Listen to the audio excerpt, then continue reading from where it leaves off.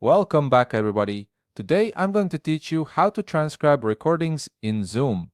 If you've ever recorded a meeting and wanted to have a written version of everything that was discussed, this feature is incredibly useful for reviewing important details or sharing notes with team members who couldn't attend.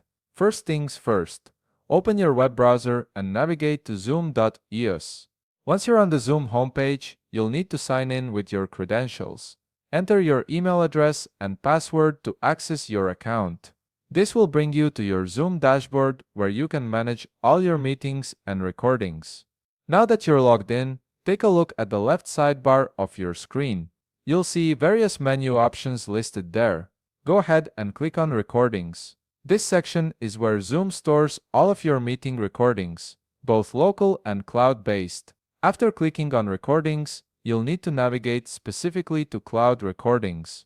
This is important because transcription files are only available for recordings that have been saved to the cloud, not for local recordings stored on your computer.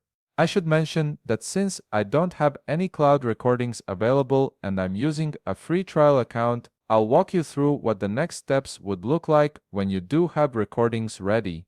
Once you're in your cloud recordings section, you'll see a list of all your recorded meetings.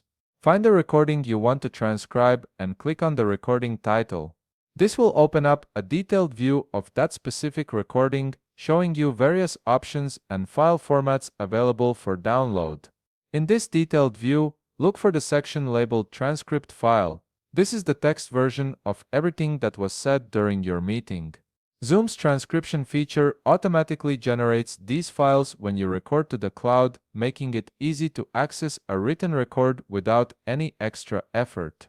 Finally, click the download button next to the transcript file. Your browser will save the file to your downloads folder and you'll have a complete written transcript of your Zoom recording ready to review, edit, or share with others. And there you have it, a simple way to access transcriptions of your Zoom recordings.